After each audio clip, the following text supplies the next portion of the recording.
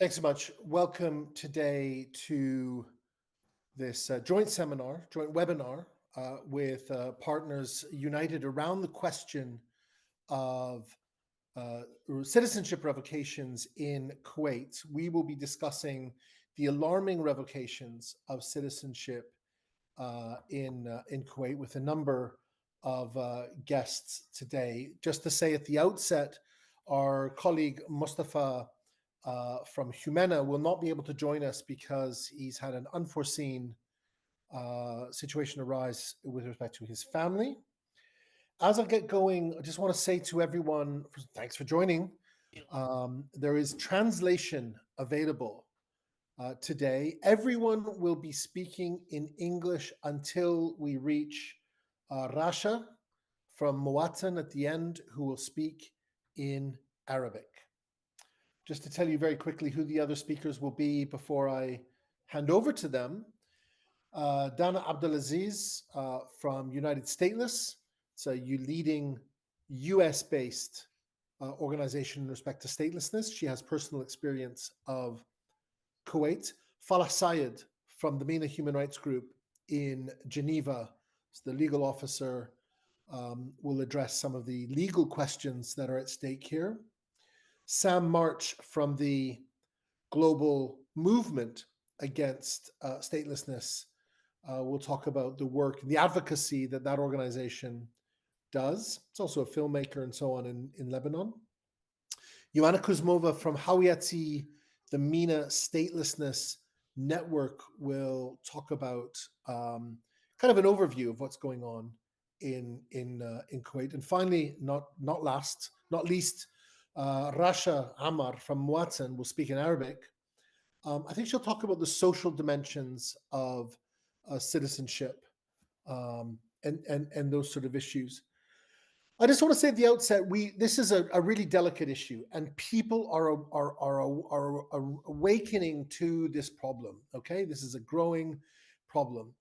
In May of 2024, the government of Kuwait suspended its National Assembly.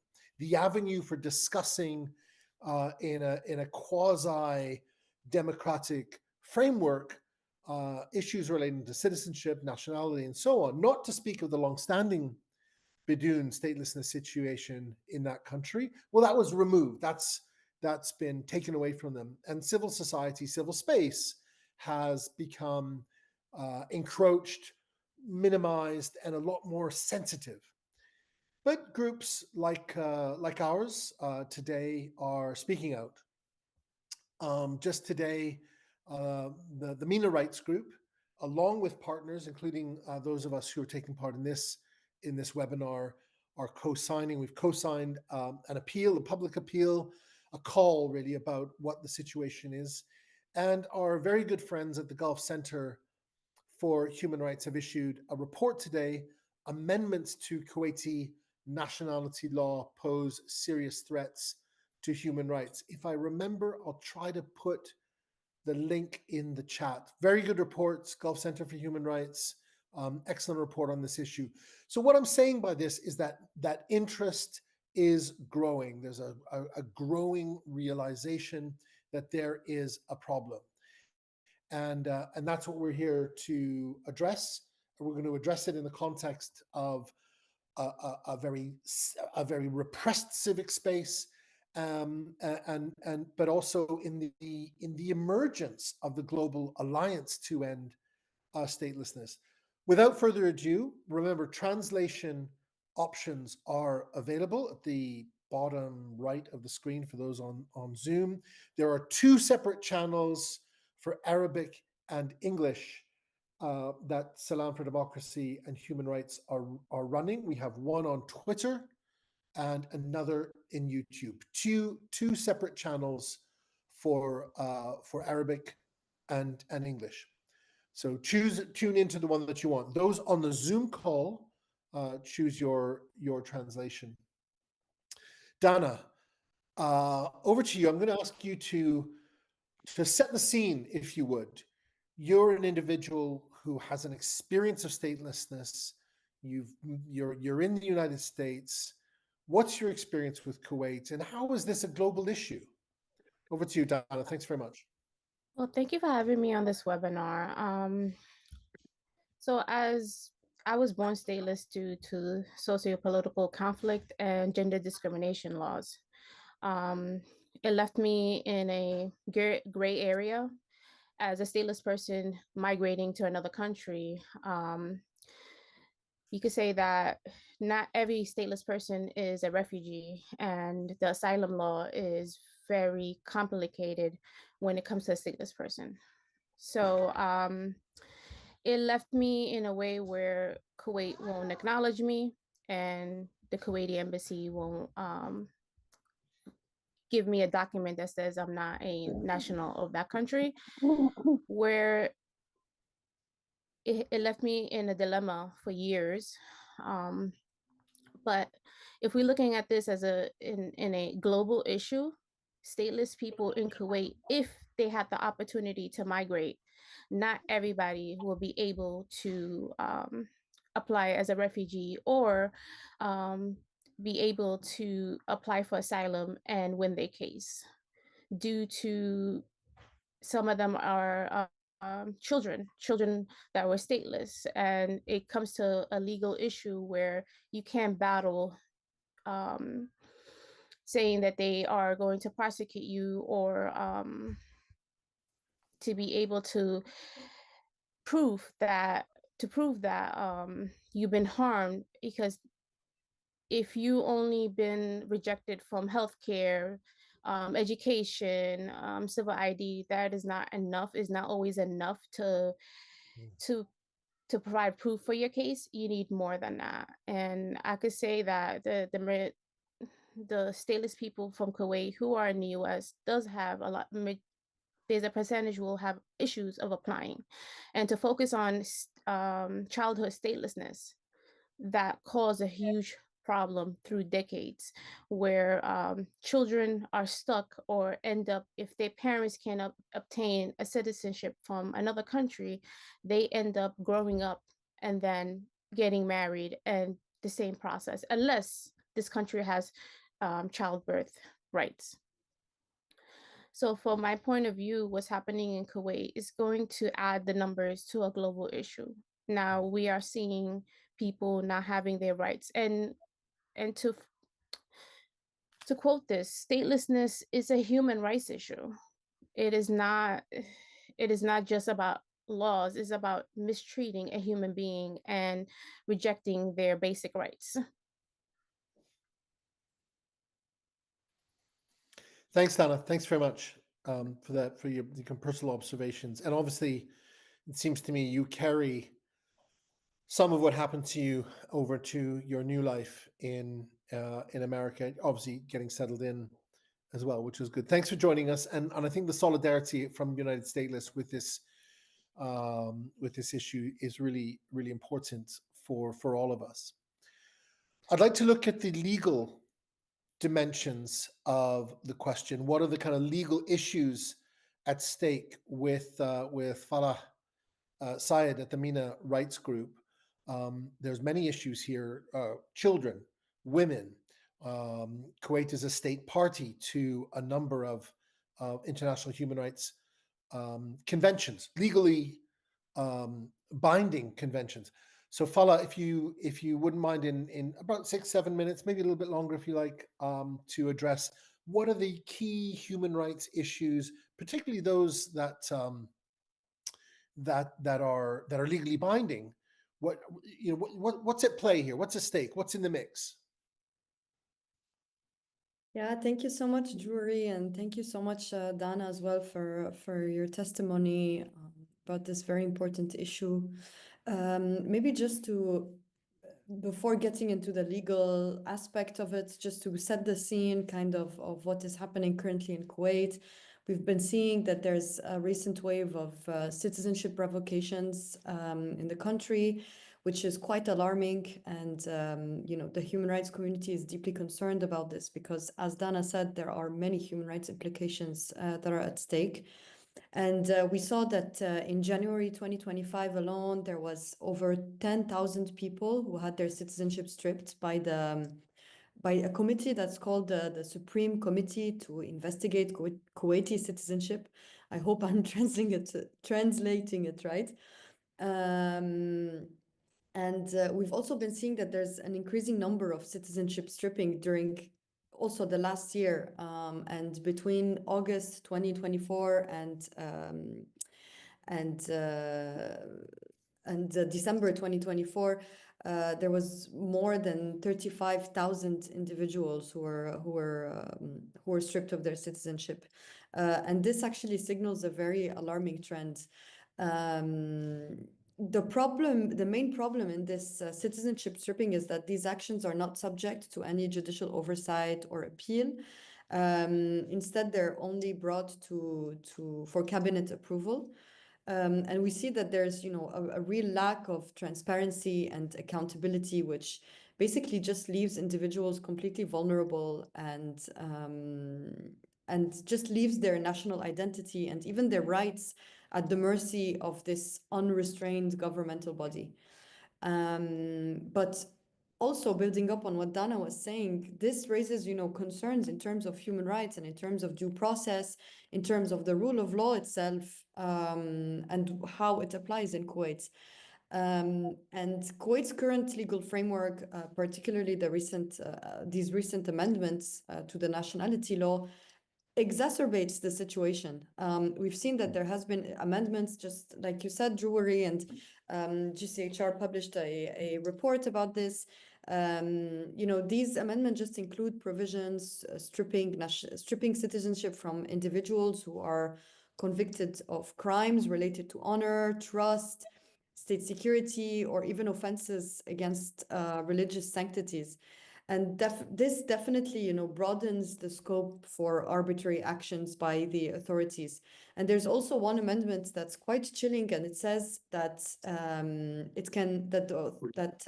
government can strip the citizenship of anyone who infringes upon the state's higher interests or external security without actually specifying what this means, which just gives, a very vague and broad framing to these amendments. And these provisions, with these provisions, Kuwait is risking using citizenship as actually a political weapon that can target peaceful dissidents or political opponents and anyone that is challenging the state authorities. And in particular, these amendments regarding infringement on higher state interests, it basically represent an undue exercise of power. Sorry, I think there's someone whose mic is open. I don't know, Drury, if you can close it. It's the one from Dalal Al Faris. I think that, oh yeah, thank you so much. It's all good. And I was saying, yeah, that these infringements just represent an undue exercise of power that basically threatens to create a class of stateless individuals in a country that already faces challenges regarding statelessness. Actually, Kuwait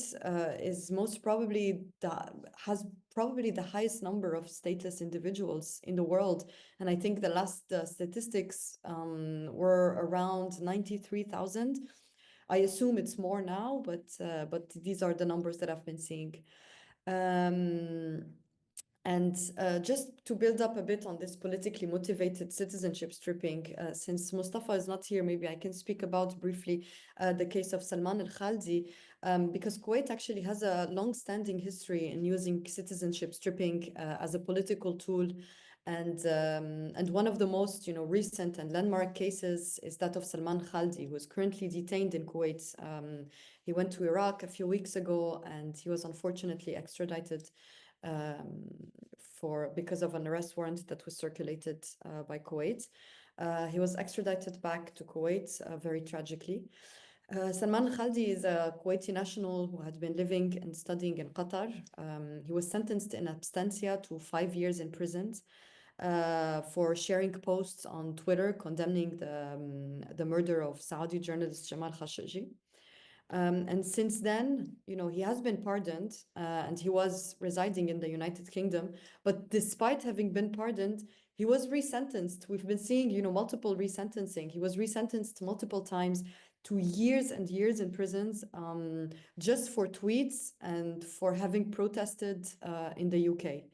And unfortunately, in April 2024, with these resentencing, he was stripped of his Kuwaiti nationality. And also another problematic provision that we are seeing in this nationality law is one that that had the effect to strip thousands of naturalized wives of Kuwaiti citizenship. It's actually Article 8 of the nationality law. I haven't noted it down, but I think I remember it's Article 8 of the nationality law.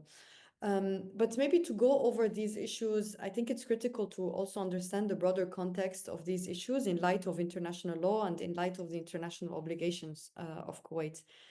And the right to nationality is actually enshrined in international human rights law, notably under Article 15 of the Universal Declaration of Human Rights, which states that everyone has the right to a nationality. Unfortunately, the right to nationality is not per se mentioned in the International Convention for Civil and Political Rights. But, you know, the ICCPR, basically it gives safeguards that amount to a right of nationality. And Kuwait is a party to this convention, and basically, in other words, you know, under the ICCPR, nationality must not be revoked or denied arbitrarily, because this would interfere with other civil and political rights, such as, you know, the right to return to one's country, or the right to equality, or the right to non-discrimination. I think it was Article 26. I don't remember the other articles. We are also seeing that there are also two other main conventions that deal with the issue of statelessness. It's the 1954 Convention relating to the status of stateless persons and the 1961 Convention on the reduction of statelessness. These conventions deal with statelessness, but in different manners. Basically, the 1954 convention aims to just ensure a minimum standard of treatment for stateless persons in respect to a number of fundamental rights, basically guaranteeing some fundamental rights with regards to stateless persons. And the 1961 convention basically establishes an international framework to ensure the rights of every person to a nationality, and it basically established safeguards to prevent statelessness at birth, so statelessness of children, but also later in life, so including deprivation of nationality. Unfortunately, Kuwait is currently not a party to either of these conventions, and it is clear that, you know, accession by Kuwait to these landmark international statelessness instruments would just establish a stronger framework to resolve existing statelessness issues. An important convention that Kuwait has ratified, however, is the Convention on the Elimination of All Forms of Discrimination Against Women. This convention was ratified in 1994, and Kuwait is notably bound by Article 9, Paragraph 1, which provides that state parties shall grant women equal rights to acquire, change, or retain their nationality. With the amendments that we're seeing, especially Article 8 of the nationality law, we're seeing that these amendments are a violation to this convention and this article. But there are also other violations that stem not from these amendments, but also from the nationality law because of the conferral of nationality, for instance, by women. Fala, we're coming up on 10 minutes. I know we're going to come back to it, and I will give everyone another chance to briefly speak again, depending on whether there are any questions or comments that come up from any of the people online or viewing, whatever.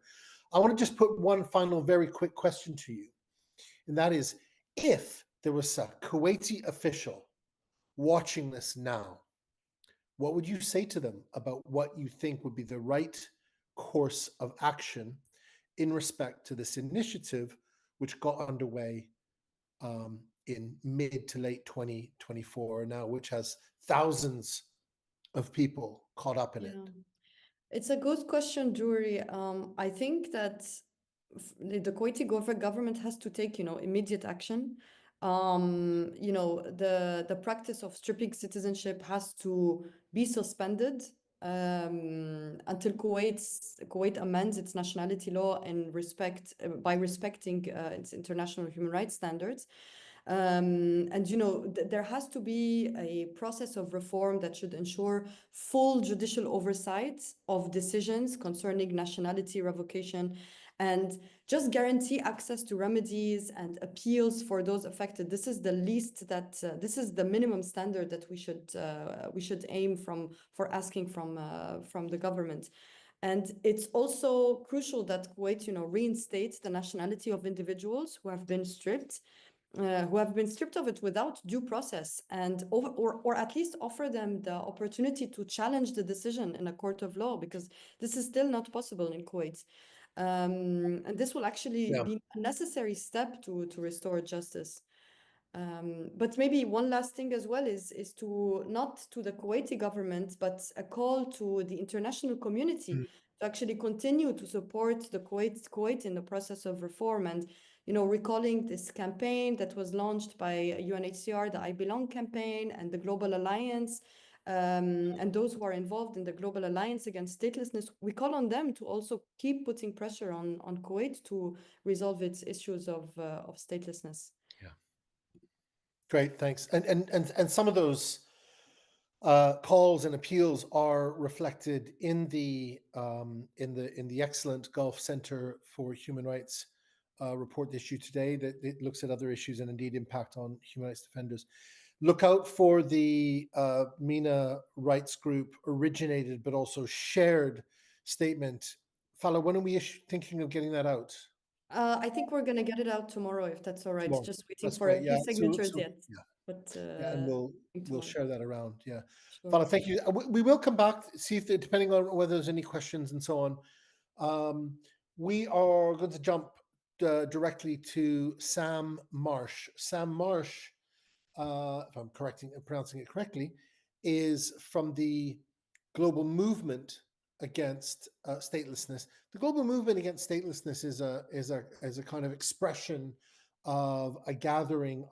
I understand, and Sam, correct me if I'm wrong, in Malaysia, where under the sort of auspices of the the Institute on Statelessness and Inclusion, and with their participation, an expressly global movement was pulled together. You're also you're Lebanese. You're a filmmaker. You've been active in that way. Um, um, Look, what to your mind in respect to this issue in Kuwait is key in respect to advocacy? Could you just think about the global advocacy, international advocacy, in shedding light on what on earth is going on in Kuwait? Or other issues, if you think. Hi, thank you so much for this opportunity. And I just want to say that what's happening in Kuwait is very sad and frustrating. It's almost heartbreaking. And I would like to, say I am so sorry for the people who are affected, and I hope, God be with them. And in the terms of advocacy, I would like to start with a quote that I really like. Injustice anywhere is injustice everywhere. And that's by Martin Luther King. And also a poem that I love is called No Man is an Island. And in that context, and what we've heard about, cases when activists and trying to raise awareness about what's happening in Kuwait, being faced by persecution and harsh punishment. This could result that this issue could not, be brought up to the light, and could always continue to happen in complete silence and darkness. And in that context, we as the global movement, or as a global community, since we are far from the laws of the Kuwait and far from the jurisdiction of the Kuwait, we can become this platform to shed lights and bring awareness what's happening right now. And I mean, right now, I mean, we are in a webinar. We almost, I think none of us, or maybe some of us, are actually in the Kuwait or have an a Kuwaiti descent, but we are, sitting here, speaking up, raising awareness about what's happening, not leaving it in the dark. And so that, and we are can, and through advocacy and international advocacy, we can be able to put diplomatic pressure on the Kuwaiti government, if not to stop what's happening, maybe try to minimize the cases. We can also, in that context of raising awareness and becoming this platform, we can also help people who are suffering, who are affected by that, to be able to obtain the help they need, whether if it was financial help from international funding, or if it could be a legal aid if that possible. We can tailor things up and be the help that they need in this harsh time. No, that's great. Thanks, Sam. Sam, just really quickly, just in terms of the global movement, how can you see this issue forming your activities? What you as a community go about doing? How do you communicate what's going on in Kuwait to the movement that you're involved in? Yeah, I think that in a point of view that everything that happens on a national level and directly accumulate to a regional level and then become a global issue.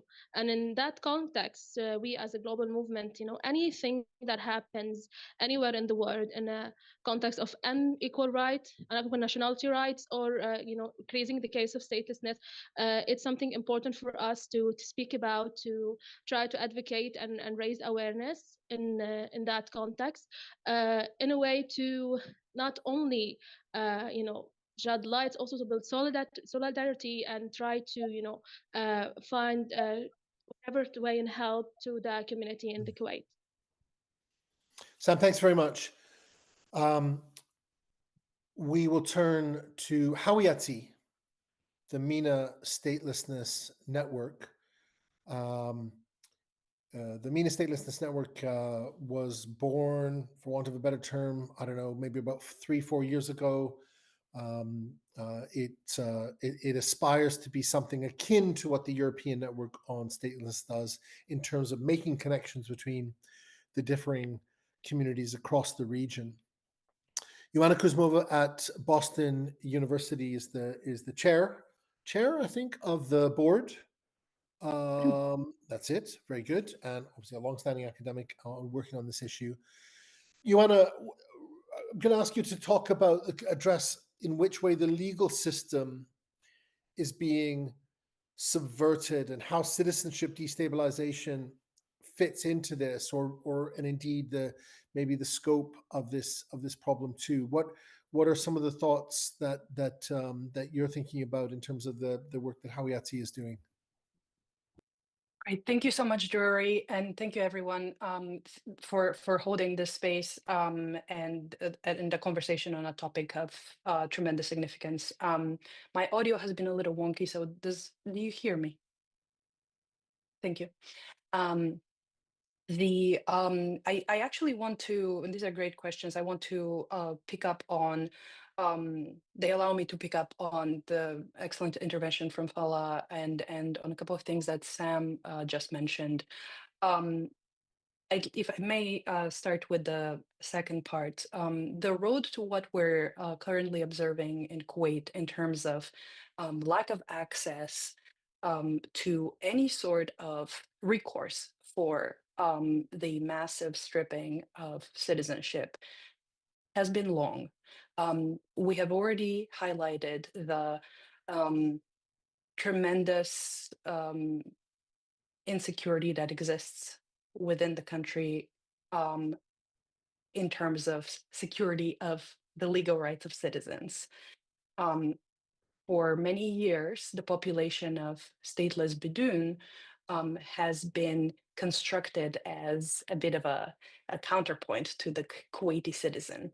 And now we are seeing an onslaught, I would say, against a great number of Kuwaiti citizens who, up to this point, saw themselves as Kuwaitis by right, by operation of law.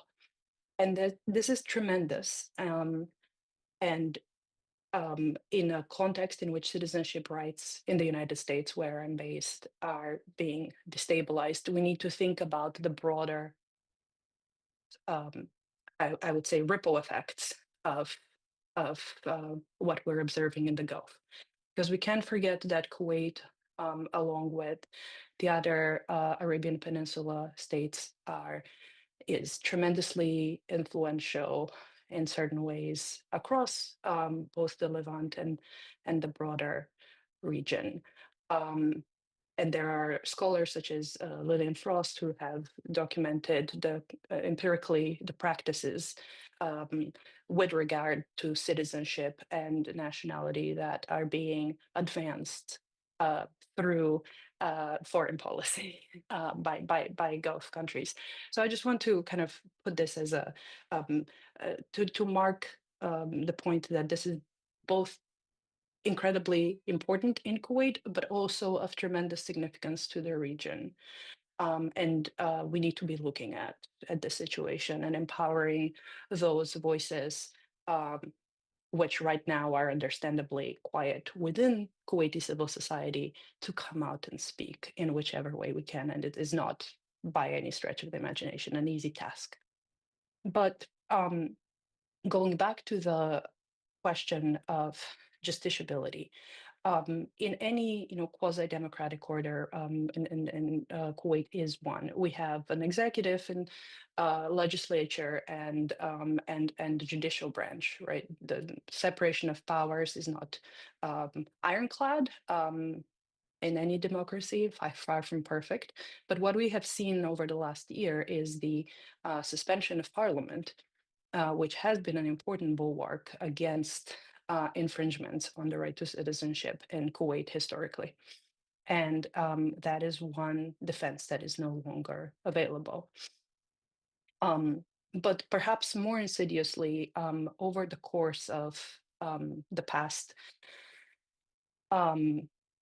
at least 20 years, but more than that, the judicial branch has also participated in litigation around the right to citizenship in Kuwait. In various ways.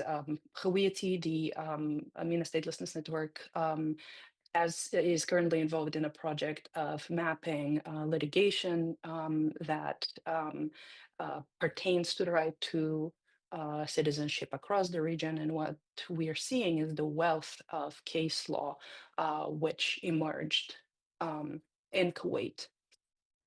Now, this development has had to do with cases not just by Bidun, but also by people who naturalized and whose naturalization was then questioned as fraudulent or obtained by corruption by the executive, or whose when children born to Kuwaitis who are naturalized had their citizenship stripped. The Supreme Court and the Constitutional Court previously had intervened in situations like this, often to restore the citizenship, not exclusively. There's a variety of findings, they're case by case.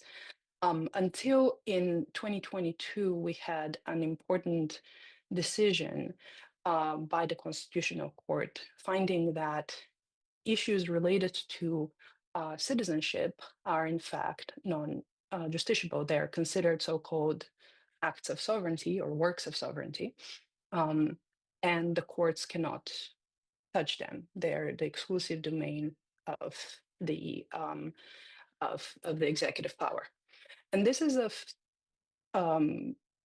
importance because, in effect, it deprives. I mean, the judicial branch abstained itself, stepped aside. Many have commented on this, on the deployment of this essentially political question doctrine as a way to a mode of self-preservation. When a court system in an authoritarian state steps aside and says that this is something that we cannot rule on, it is preserving its legitimacy on other issues that it may rule on, recognizing the importance of or the sensitivity of the question of citizenship, the judicial system then said that we cannot go there because we will be trampled on, we will not be recognized. And unfortunately, that paved the way to the conduct of courts below, and essentially the weakening of any individual who is stripped of their citizenship, their ability to reclaim their right or to argue that this action was done improperly. What follows next, after the suspension of parliament, is what we have seen and what speakers before me have summarized extensively. And we don't know to what extent this will come to pass, but the specter of having essentially all naturalized Kuwaitis having their files reconsidered is tremendously troubling. We can imagine the impact of being a Kuwaiti.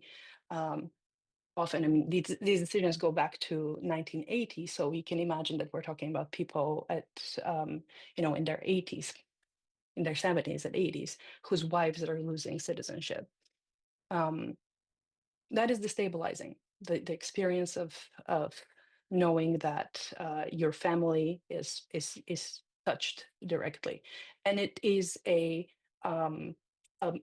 politically disempowering technique that puts everyone on the in the crosshairs. And this is why it's incredibly important to speak about this both in media and publicly, and to raise not just civil society but other governments' awareness of the ripple effects that this will have across, not just across the region, but globally.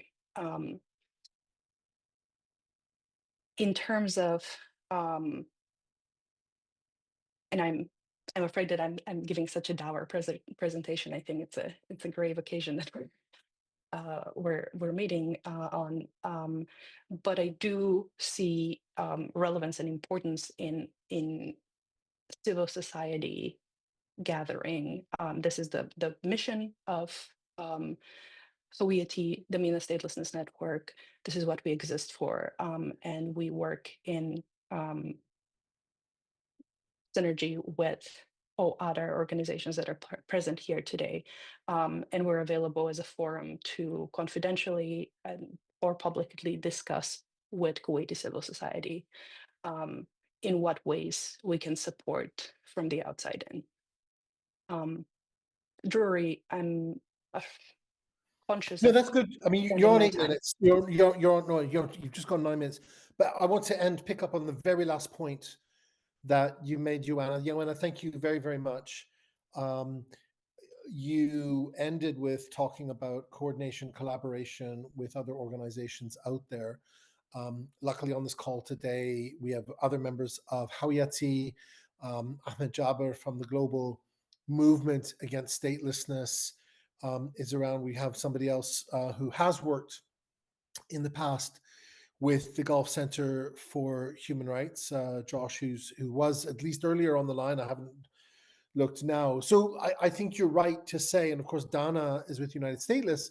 And Fala, we do constitute a community in which sometimes collaboration or at least coordination, I think it does strike me as really, really important, as keeping each other in the loop. And this is in the context in which there is a remarkable pushback against the objectives of what we're trying to do from as high as the US administration.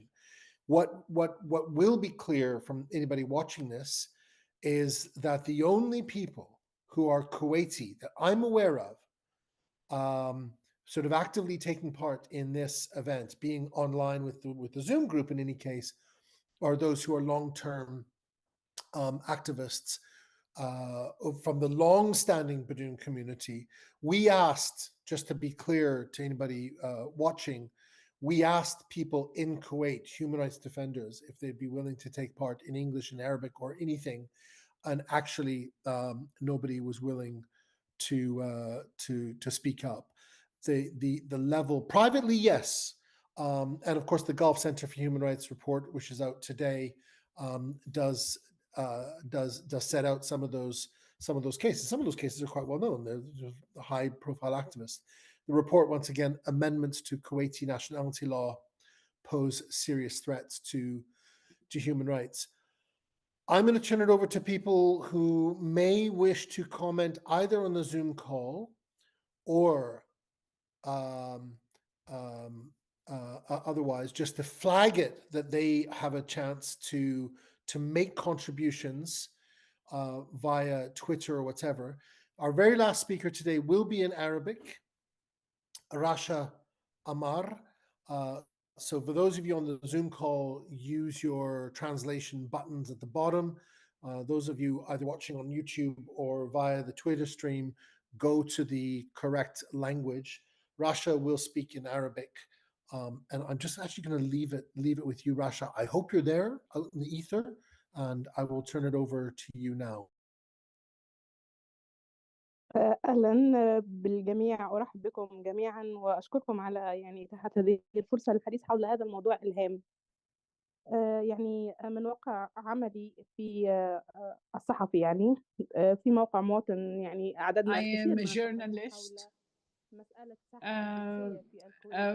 and we have dealt with a lot of problems with provocation of nationality. Revoking your nationality is shocking, and there is a lot of it's paralyzing sometimes, and they cannot move forward. They don't know what to do, and there is a lot of questions, and some of them they don't know what to do, and some they have revoked their nationality because their parents, they just nationalized or naturalized, and now the government decided to just revoke it. A lot of ladies are affected by the AIDS amendment,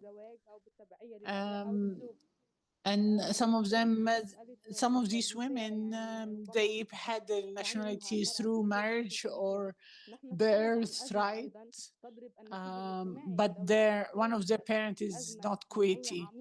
There is a crisis, civil crisis, deep crisis in Kuwait, feeling unwelcomed in your own home country, and criminalizing you just because you were born for a foreigner, from a foreign parent.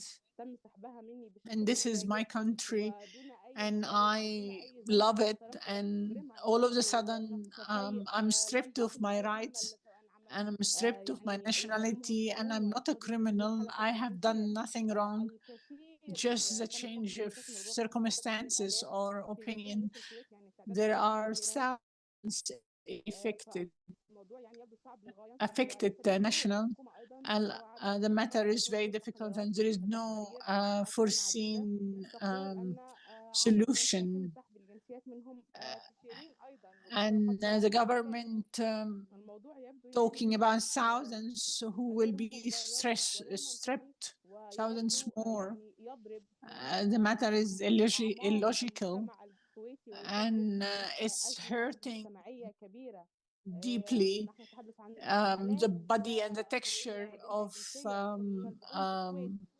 the society, the civil society in Kuwait. And now the government, instead of trying to find a solution for those who already affected by unjust laws, but now they making it bigger, and they exacerbating the problem by stripping even more people. and they acting like deaf, and they don't want to hear or see anything relating to the victims. And now some of the politicians, they got arrested just for showing objection, and some of the lawyers were threatened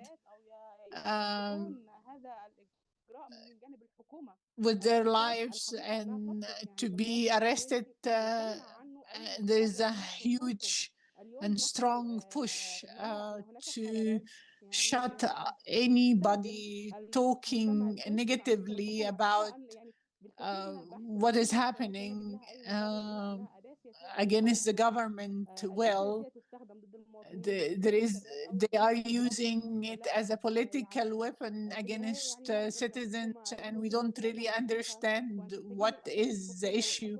And we as journalists, we call on the government to look at us as human and to keep the texture of the civil society united, and to stop criminalizing people and demonizing them just because of the circumstances they were born in. And if there is an issue with criminal issues or objections or political orientation, let's deal with it in a different manner. Thank you very much for letting me speak. Thank you for the opportunity.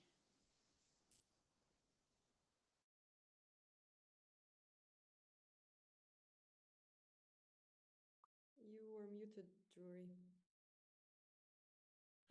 So, sorry, everyone. Yeah, Rasha, thank you so much for that contribution. Look, I think there's a number of people online, but maybe not contributing, who feel strongly, maybe a bit désespéré, a bit unhopeful about the situation. We've had at least one question so far. A couple questions have come in. I'm going to direct the first one to Fala and also maybe to Joanna. The question we think from the English feed is, what is the legal basis for revoking someone's citizenship in Kuwait, and does this align with international human rights laws? I don't know who posed it because it's come via our technical support guy. So yeah, could you address those just, briefly? I think they don't need a huge amount, but briefly. We have about another 20-25 minutes left. Do you want me to address the question Yeah, first? Fala, if you could start. Maybe Joanna, if you want to pitch in as well. Yeah. We have another one coming in as well. Yeah, I'm not going to go over all of the legal basis and everything I've already said, but just very quickly to say that, these amendments to the Kuwait nationality law were applied retroactively, which is why their effect was to strip the nationality of so many people. And this retroactive application of the nationality law is actually a clear violation of the Kuwaiti constitution. I think it was Article 32 of the Kuwait constitution.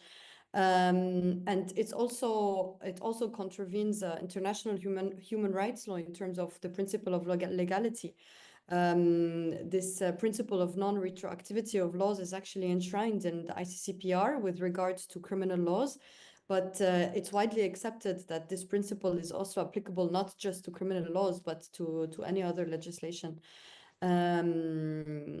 So yeah, that's a very brief response to what I can say, but I think Joanna can also build up on this. Joanna, on the legal basis question, is there anything, and maybe it's alignment with international human rights laws, anything you want to add? No, just to reiterate, perhaps what Falah had stated. I don't know if maybe the question came up to someone who was joining us later. The main international human rights obligations that Kuwait is trampling on in amending its nationality law so as to create these overbroad frameworks for overbroad bases for nationality stripping is problematic under or violates the International Covenant on Civil and Political Rights. Given the specific targeting of women, it is reasonable to argue that there is a violation of Article 9 of the Convention on the Elimination of All Forms of Discrimination Against Women, CEDAW.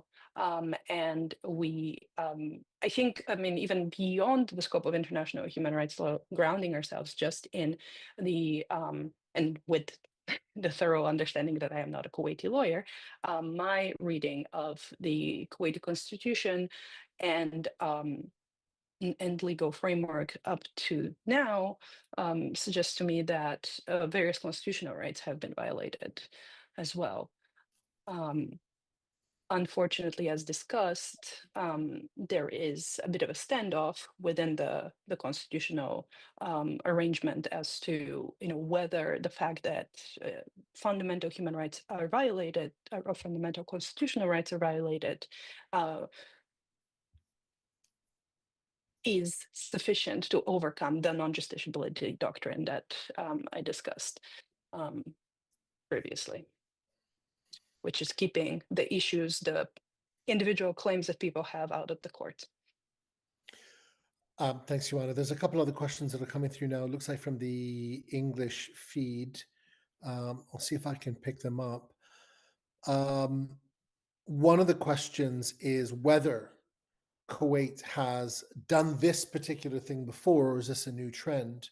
And are there specific reasons why this is happening now? I'm going to make my own arbitrary contribution to this issue, and to say that when we talk about this and citizenship revocation, I'm going to put it through a slightly different filter, in that there was a long-standing lack of recognition of a very large population who were never granted citizenship at the beginning from 1962 onwards.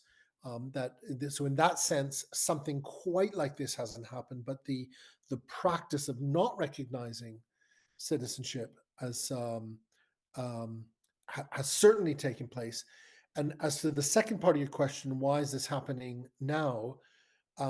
My immediate gut reaction, personally, I'm not Kuwaiti, although I do deal with a lot of Kuwaitis, and there are a couple of Kuwaitis either on the line, maybe others who are watching, and if they wish to contribute, please do. I think first and foremost, it relates to the suspension of the National Assembly, the Parliament, in May 2024, that enabled this to go forward. And perhaps an argument that some might make is that there was a feeling amongst an element of the Kuwaiti elite that its laws were did not permit the optimal deployment of its resources, and that there was a large number of other people who were taking from Kuwaiti resources and Kuwaiti Kuwaiti services through what was then seen to be a rather cheap way of getting citizenship. It's very much a government view, an element of the people who are part of the settled merchant class in the mainly around Kuwait City, but it's a highly, highly controversial process in which a lot of people have been impacted. I mean, particularly I think we're looking at the situation of women. What we heard and what was announced just last week, I think, or maybe the week before, is that, oh gosh, everyone, it's okay. Women married to Kuwaitis will be able to carry a Kuwaiti passport, the lovely blue passport. And where it says nationality in your lovely blue passport, which is a Kuwaiti issued passport, a Kuwait issued passport, it will say married to a Kuwaiti. Does anyone else want to chime in on that particular issue? Has it happened before? Or can we go to the next one? Next one is probably just as interesting. It's been addressed by Fala and Joanna. Do affected people have any real chance to challenge this process? But we have heard in the past couple of days from some of our Kuwaiti friends that the authorities are thinking about putting into place an administratively set appeal panel, which may or may not be, in fact, the same body that oversees the process in itself. Does anyone want to speak to that issue? Just chime in.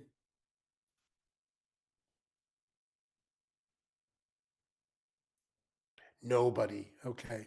Well, it looks like it's something that will not be a. You know what Fala talked about is and indeed Joanna, about a process of justice. It will not be that. It looks like it'll be an administrative process where it will just be a decision. Sure, your decision will go to another body, but it'll be an administrative one. Another question has come through on the English feed. Has Kuwait ever reinstated someone's citizenship after revoking it? And is there hope for those affected? In my opinion and awareness of cases that's more complicated, there have been those really rare exceptional cases, highly political cases, where one person or a couple people, or more particularly children, have had citizenship reinstated, probably before it was ever really actually taken away, but highly exceptional. If anyone wishes to chime in on that. Joanna? I just want to speak to this in a related issue. One is that the way in which citizenships are being revoked right now is highly problematic. Even if tomorrow the government was to turn on a heel and say, here, you have your citizenship back. To have your name, your full name, published in a daily, stating that your citizenship was revoked, your citizenship acquired under Article 8 as the wife, in this case, of a Kuwaiti national. This is tremendously, apart from the tremendous breach of privacy that it creates, it can have all sorts of downstream effects that, because of the rhetoric of the government, creates puts you in under suspicion, and apart from the deeply traumatizing effect that it must have to those finding their names written, published in the paper. And perhaps it's also important to keep in mind that the way that the rhetoric has devolved over the course of the last year, at least since April of 2024, we have seen discussions of fraud, right? So fraud is rampant, according to certain,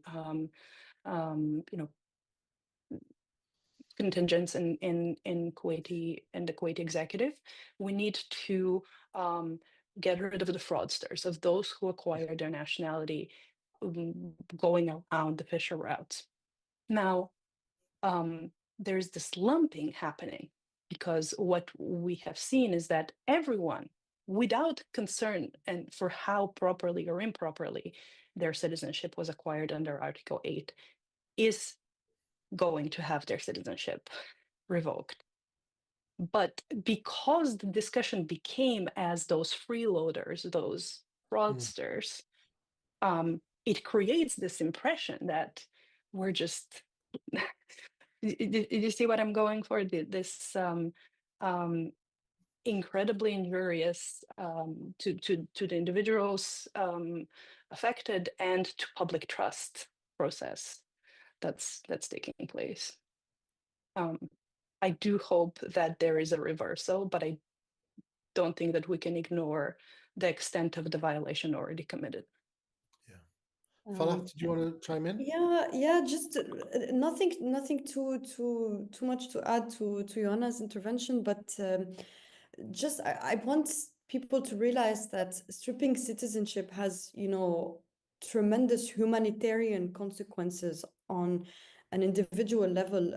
When you strip someone from their citizenship, first of all, you put them at risk of being stateless, and if they are stateless, they don't have access to basic services, whether it's travel, of course, travel and such, but sometimes even bigger basic services like healthcare.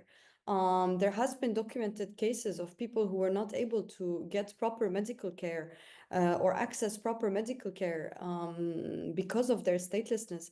So it's a tremendous, it's a big humanitarian issue also, because we are seeing numbers in hundreds or thousands of people who have been stripped of their citizenship and becoming effectively stateless because of this.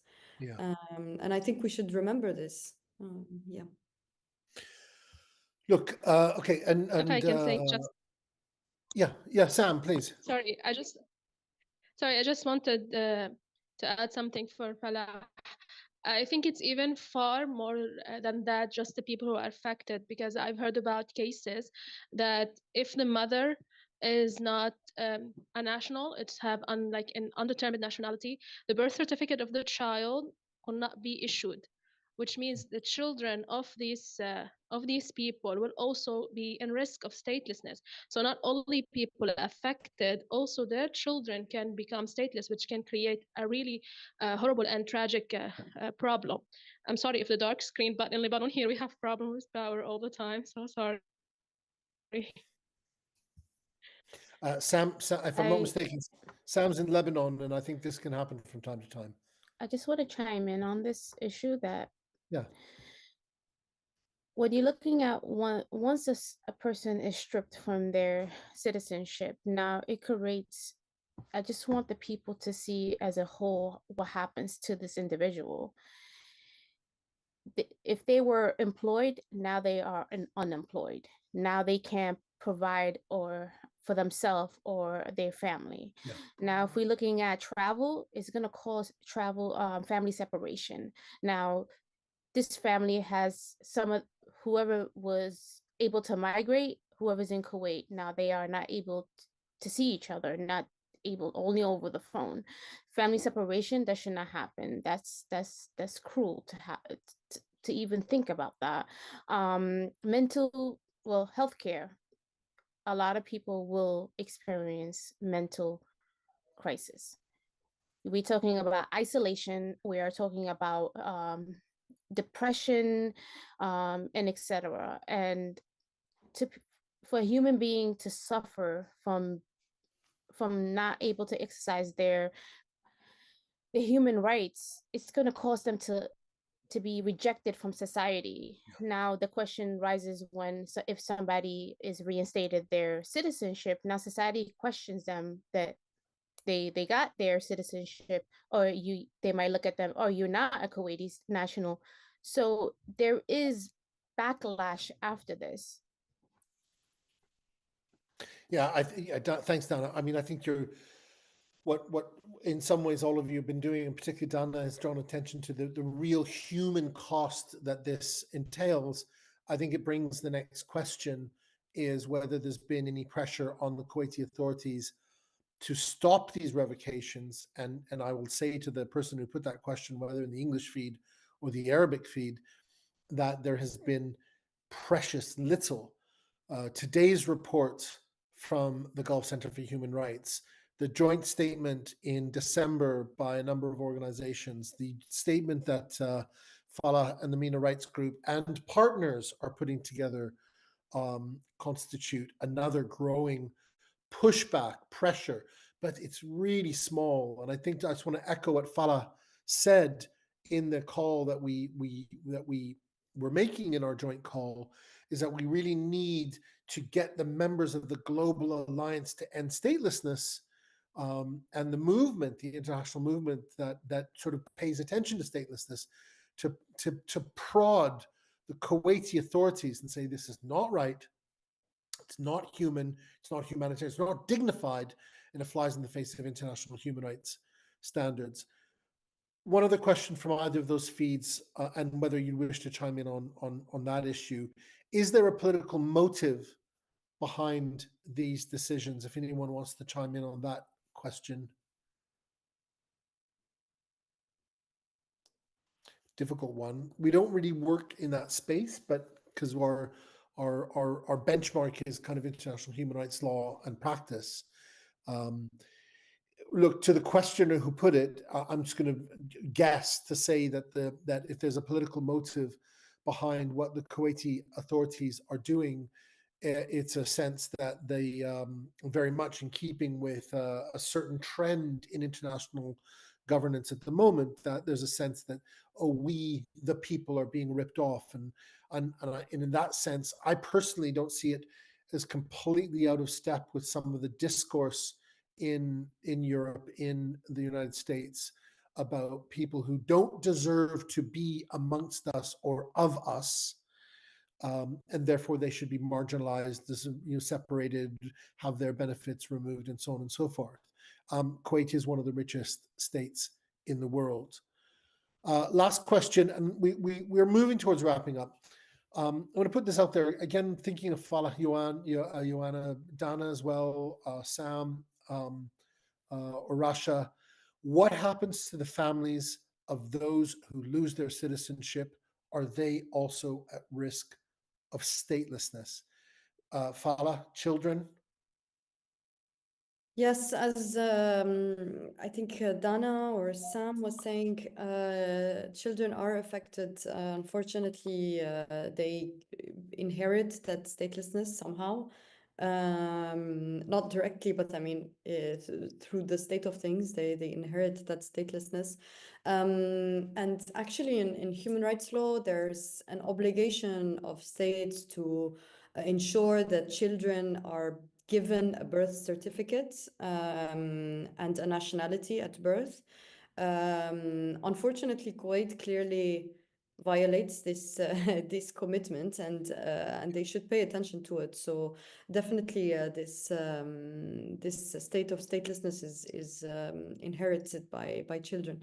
Unfortunately, Drury, I'm gonna have to leave. That's great. Or two. Listen, thanks, Falah. Thanks for taking the time. We need to wrap up in about 20 minutes, absolute latest anyway.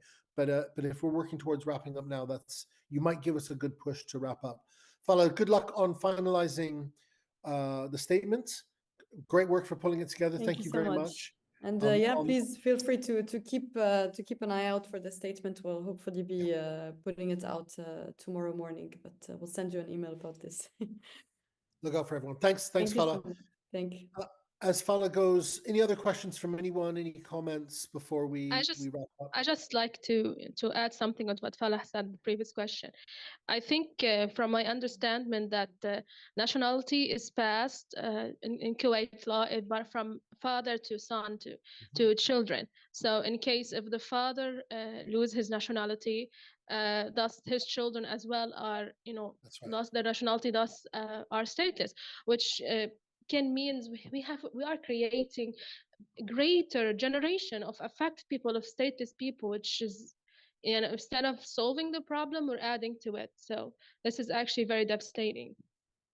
Yeah, just to pick on that really quickly, Sam, to abuse my position.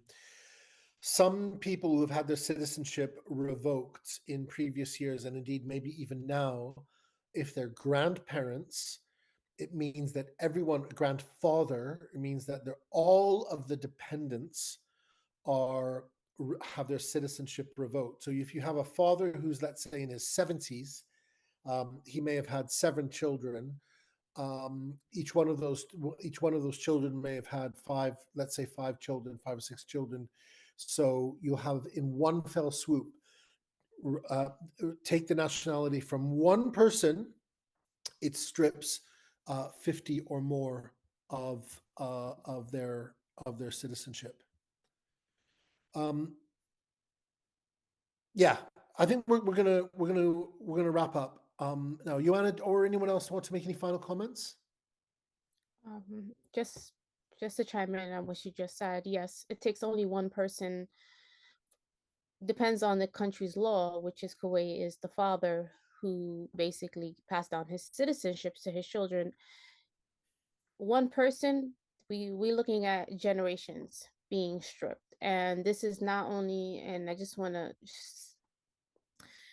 this is a global issue. This is not only happening in Kuwait, but we've seen in a global point of view that that this actually did happen to individuals from another country where generations has been stripped, and that causes again a larger scale of statelessness. And how do we solve this, and how do we give people their basic human rights? Thanks, Dana. That's quite a powerful way to end, if we're going to end it there. Anything else from anyone? From our lovely coordinator, Abbas, anything else from the ether? Anyone who's made any comments? Looks like nothing's coming in. Look, everyone, thank you for joining us. Thanks to all those who are taking parts. And I think this is something we need to work together to push back against the Kuwaiti authorities. Super difficult, very strong states, very weak civil society. It's really going to need all of our voices: United Stateless, the Global Alliance, Hawiyati, MENA Rights Group, the whole lot. Salam for Democracy and Human Rights, Gulf Center, great stuff. Thank you so much for joining us today, and hope to speak with you all and work with you all in the future. Thanks everyone. We're wrapping up now. Thank you. Thank you, Dory. Thank you.